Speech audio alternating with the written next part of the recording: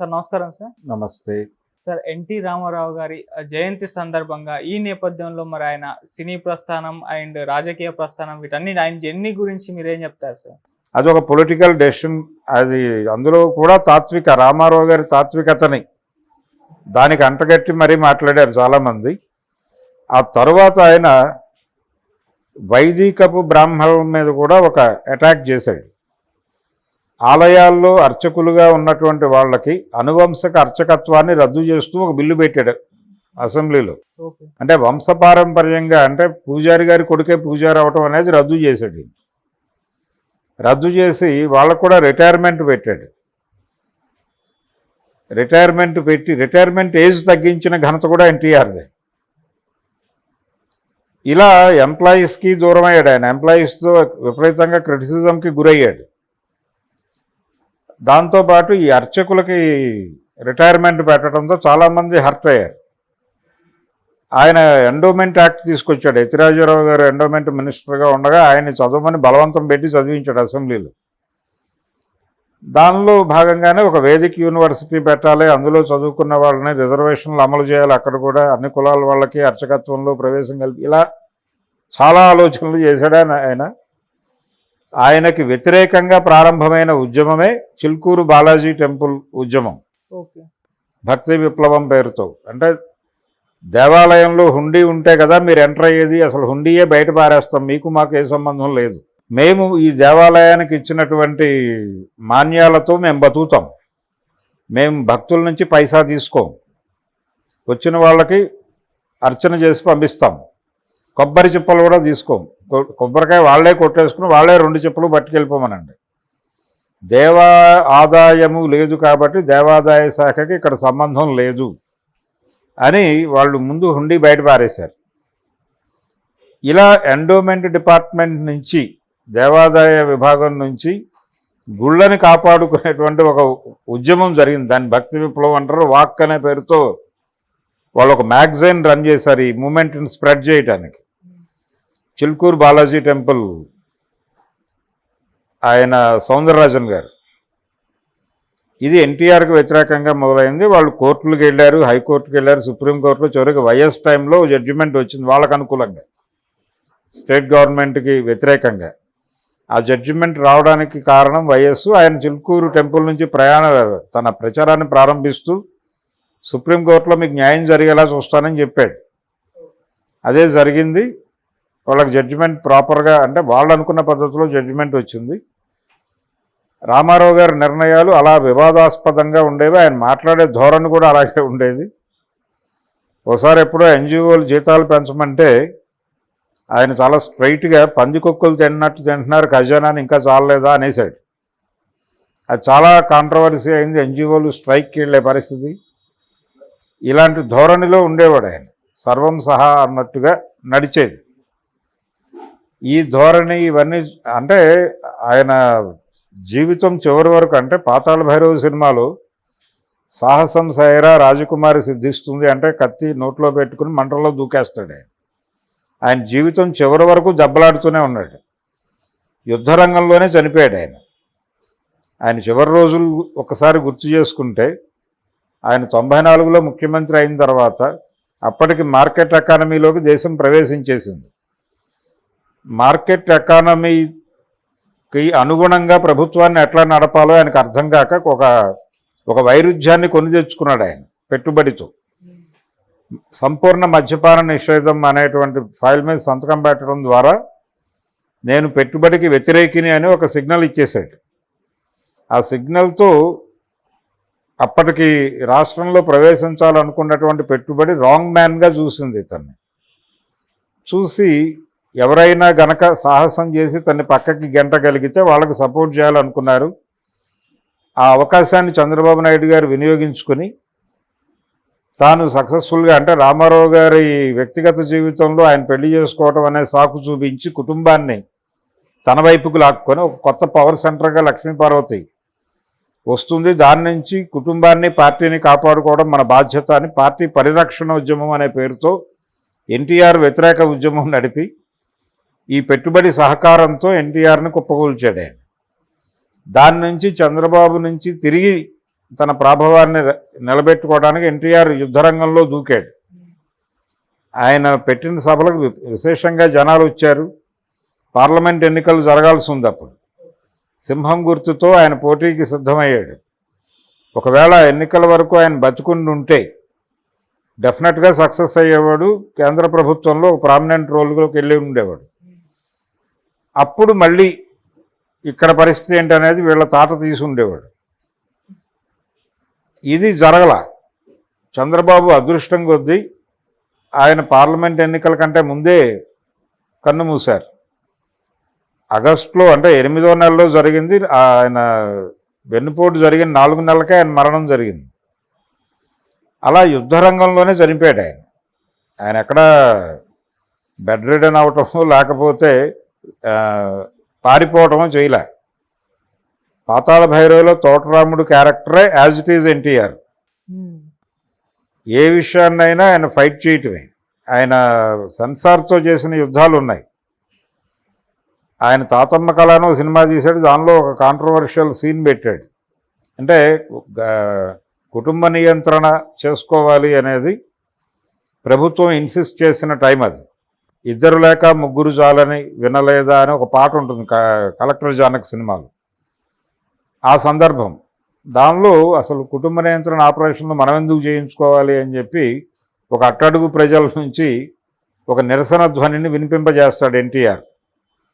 చేసి ఈ దేశంలో సంపద అక్రమంగా పంపిణీ అయి ఉండటం వలన దరిద్రం ఉంది తప్ప జనాభా వల్ల కాదు. కానీ మీరు ఆ సంపదను వదులుకోవడానికి ఇష్టపడక దరిద్రానికి కారణం జనాభా అని పిల్లల్ని కనొద్దని మాకు చెప్తున్నారు. మీరేమో కోట్ల డబ్బులు వెనకేసుకుంటున్నారు. మమ్మల్ని ఏమో పిల్లల్ని కనొద్దంటున్నారు. ఇది కుదరదు. మేము పిల్లల్ని కంటాం, మా వాటా కోసం మేము దెబ్బలాడతాం అని ఒక ఆర్గ్యుమెంట్ పెట్టి ఒక సీన్ పెట్టాడే. అది సెన్సార్లో ఇరుక్కుని ఆ సినిమా 3 ఏళ్ళు అయిపోయింది.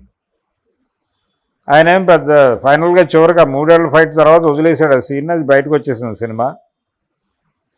ఇప్పుడైతే యూట్యూబ్లో డిలీటెడ్ సీన్ అని చెప్పో సెన్సార్లో కట్ అయిపోయిన సీన్ అనో వచ్చేది. అయితే ఈ సన్నివేశాన్ని గురించి నరసరాజు గారు తన కాలమ్స్లో రాశాడు. ఇది కంటెంట్, దానిలో ఎందుకు వివాదం అయింది అనేది.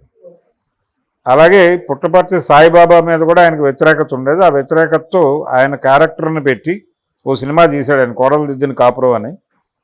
ఆయన 200వ సినిమా అది. దాంట్లో సత్యనారాయణతో ఆ సత్యసాయిబాబాని పోలిన గెటప్ వేసి క్యారెక్టర్ పెట్టి సినిమా తీశాడు. అది కాంట్రవర్సీ అయింది. సెన్సార్ వాళ్ళు సర్టిఫికెట్ ఇవ్వనన్నారు. అది కోర్టుకు కమిటీ ముందుకు వెళ్లాల్సి వచ్చింది. ఈయన కమిటీ ముందుకు వెళ్ళినప్పుడు అది మాయల పక్కీరు విగ్గు పెట్టామండి మేము, సాయిబాబా అంటే ఏమిటి పోలిక ఆయనకి ఈ క్యారెక్టర్కి అని అడిగాడు. నరసరాజు గారితో కలిసి డిస్కస్ చేసిన తర్వాత స్టేట్మెంట్ ఇది. ఆయన చెప్పాడు, అంటే ఆయన జుట్టు సాయిబాబాని పోలి ఉంది కదా సార్, మీరు పెట్టిన క్యారెక్టర్ హెయిర్ స్టైల్ అంటే, లేదండి ఇది మాయల పక్కీరు విగ్గును వాడాము మేము. అది వాడటం తప్పని ఎక్కడా లేదు కదా, మేము సాయిబాబాని ఇమిటేట్ చేయలేదని ఏదో పద్ధతిలో ఆర్గ్యూ చేసి సర్టిఫికేట్ తెచ్చుకున్నాడు. సినిమా రిలీజ్ అయింది, కాంట్రవర్సీ అయింది అది. ఆ తర్వాత యమగోల్లో కూడా కాంగ్రెస్ మీద చాలా చురకలు ఉంటాయి, చెణుకులు ఉంటాయి. అందులో కూడా ఈ కుటుంబ నియంత్రణ వ్యవహారం మాట్లాడతాడు ఆయన. అంటే ఒక డాక్టర్ని బోన్లో నిలబెట్టి యమధర్మరాజు అడుగుతాడు, ఏంటి తను చేసిన నేరం అంటే చిత్రగుప్తుడు చెప్తాడు, పెళ్ళి అయిన వాళ్ళకి కాని వాళ్ళకి కూడా ఆపరేషన్లు చేశాడు పిల్లలు పుట్టకుండా అని. పోయి అనాచారి అంటాడు ఆయన. లేదండి నాకే సంబంధం లేదు, ఇన్ని ఆపరేషన్లు చేయకపోతే జీతాలు ఇవ్వనంది ప్రభుత్వం, నేనేం చేయగలను అంటాడు ఆయన. అంటే ఎవరు ఆ ప్రభుత్వం అంటాడు. ఈ లోపల ఎన్టీఆర్ ప్రాసిక్యూటర్ లాగా ఎంటర్ అయిపోయి, అబ్బాయి ప్రభుత్వానికి ఏం సంబంధం లేదండి, ఏ అధికారము లేని ఒక యువజన నాయకుడు ఉన్నాడు అక్కడ, అతని నిర్వాకం ఇదంతా అంటాడు సంజయ్ గాంధీని ఉద్దేశించి. ఇలాగే ఇంద్రుడి గురించి మాట్లాడుతూ, భూలోకంలో మా రాజకీయ నాయకులు నిన్ను ఆదర్శంగా తీసుకుని అమ్మాయిలను సరఫరా చేసి పదవులు పొందుతున్నారు అంటాడు. అంటే కాంగ్రెస్ పార్టీ మీద ఆ రోజుల్లో ఒక చిన్న సెక్స్ స్కాండల్ ఒకటి బయటకు వచ్చింది, దాన్ని టార్గెట్ చేస్తూ అక్కడ డైలాగులు నడుపుతాడు ఆయన. ప్రొడ్యూసర్ ఏమో వెంకటరత్నం గారు ఆ సినిమాకి, ఈయనేమో పొలిటికల్గా రెచ్చిపోయి స్క్రిప్ట్ అంటే సెట్లో డైలాగులు రాసేవాళ్ళు రామారావు గారు నరసరాజు గారు కూర్చుని. ఇది భయం వేసేది వెంకటరత్నం గారికి. అది 35 lakhs అప్పటికి చాలా హైయెస్ట్ బడ్జెట్ సినిమా అది. ఇది సెన్సార్లో ఇరుక్కుంటే సినిమా రిలీజ్ అయ్యి హిట్ అయిన తర్వాత ఆయన కన్ను మూసుకున్నాడు హాయిగా, వెంకటరత్నం పల్లవి. అటువంటి ధోరణిలో అంటే ముందే కండిషన్ పెట్టాడు ఆ స్క్రిప్ట్కి ఆయన. రైటర్ సెట్లో ఉండవలను, అలా ఉంటేనే డేట్స్ ఇస్తాను, ఆ సినిమా చేస్తాను అని చెప్పాడు ఆయన. ఎందుకు రైటర్ని ఉండమన్నాడంటే ఇదే, ఈ మార్పుల కోసం. ఈ ధోరణిలో చేసిన ఆ సినిమా చాలా పెద్ద హిట్ అవ్వటం. నిజానికి 77 అనేది ఆయన జీవితంలో ఒక ల్యాండ్ మార్క్ ఇయర్. జనవరిలో దానవేరు సూరకర్ణ రిలీజ్ అయింది, 77 జనవరిలో. సమ్మర్లో అడవిరాముడు, అక్టోబర్లో యమగోళ. ఒకే సంవత్సరం 3 175 డేస్ సినిమాలు. దాంతో ఆయన ఎక్కడికో వెళ్ళిపోయాడు. ఆ ఇమేజ్ ఆయన స్ట్రైట్గా సీఎం అయిపోయి ఇండస్ట్రీ నుంచి వెళ్ళిపోయి, అలా ఆయన రాజకీయ జీవితము, సినిమా రంగము మొత్తం కూడా చాలా సక్సెస్ఫుల్. అలాగే ఇంకొక ఇది ఉంది రామారావు జీవితంలో. ఆయన మొదటి కలర్ సినిమా లవకుశ చాలా పెద్ద హిట్, ఇండస్ట్రీ హిట్. అది ఆ రికార్డు అన్బ్రేకబుల్. ఆ తర్వాత ఆయన నటించిన మొదటి సాంఘిక రంగుల సినిమా దేశోద్ధారకులు, అది కూడా చాలా పెద్ద హిట్. కొత్త మార్కెట్లని తెలుగు సినిమాకు ఓపెన్ చేసిన సినిమా అది. ఆయన నటించిన మొదటి scope cinema Adavi Ramudu, sensational hit అది. అలాగే అదే డేట్స్లో అంటే లవకుశ, దేశోద్ధారకులు రిలీజ్ అయిన రోజే, అదే రోజున ఆయన తెలుగుదేశం పార్టీ అనౌన్స్ చేశాడు. అది కూడా పెద్ద హిట్టే. కాకపోతే తన వల్లనే తెలుగుదేశం పార్టీ ఉంది అనే నమ్మకం ఆయనలో బలంగా ఉండేది. ఒక ఇంటర్వ్యూలో మీ తర్వాత తెలుగుదేశం పరిస్థితి ఏంటంటే ఇది నాతోనే పుట్టింది, నాతోనే పోతుంది అనేసాడు ఆయన, ఎటువంటి మొహమాటాలు లేకుండా. కానీ ఇప్పటికీ కొనసాగుతుంది ఆ పార్టీ. ఇలా ఒక భిన్నమైనటువంటి ధోరణి ఉన్నటువంటి ఒక విచిత్రమైన నటుడు, రాజకీయ నాయకుడు, దర్శకుడు. నిజానికి ఆయన అద్భుతమైన దర్శకుడు. నటుడు కాకపోయి ఉంటే అద్భుతమైన దర్శకుడు అయి ఉండేవాడు ఆయన. లవకుశ, రహస్యం లాంటి సినిమాలు, సంగీతం ఆయన తప్ప ఇంకొకటి చేసే ప్రసక్తే లేదు. ఆయన మెయిన్ స్ట్రీమ్ సింగర్ అవటం వలన ఆయన సంగీత దర్శకత్వానికి అన్యాయం చేశాడు అనేటువంటి ఒక ఆరోపణ ఉంది ఆయన మీద. అలాగే ఎన్టీఆర్ కూడా మంచి డైరెక్టర్. ఆయన మెయిన్ స్ట్రీమ్ హీరో అవటం వలన ఆయన డైరెక్షన్లో ఎక్కువ సినిమాలు చూసే అవకాశం రాలేదు. అది ఎన్టీఆర్లో ఉన్నటువంటి భిన్నమైనటువంటి ధోరణులు, ఆయన ఆలోచన సరళి. ఇప్పుడు ఆయన 101వ సంవత్సరం జన్మదినం జరుపుకుంటోంది తెలుగు జాతి. ఆయన తెలుగు జాతి అనే మాట్లాడేవాడు. ఆయన ఉన్నంతకాలం అంటే తెలంగాణలో ఆయనకి అద్భుతమైన సపోర్ట్ ఉండేది. వేర్పాటువాద ఉద్యమాలను ఆయన నిరసిస్తూనే వచ్చాడు బతుకున్నంతకాలం. ఆయన సినిమాలో దాదాపు ఆ సబ్జెక్ట్ మీదే సినిమా తీశాడు ఆయన, తల్లా పెళ్ళామా అని. అందులో దాదాపు 1/2 గంట సీను, ఒక 5 నిమిషాల పాట ఉంటుంది. ఇప్పటికీ సమైక్యాంధ్ర నినాదం ఇచ్చేవాళ్ళు ఆ పాటే వాడుతూ ఉంటారు. ఒక భిన్నమైనటువంటి రాజకీయ తాత్విక దృక్పథం ఉన్నటువంటి నటుడు ఎన్టీ రామారావు. ఆయనకి రీప్లేస్మెంట్ లేదు. అటువంటి ఐడియాలజీ ఉన్నటువంటి నటులు మళ్ళీ రాలేదు తెలుగులో ఎవరు కూడా. అందుకని రామారావు ఎప్పటికీ భిన్నమే. Thank you so much. Thank you.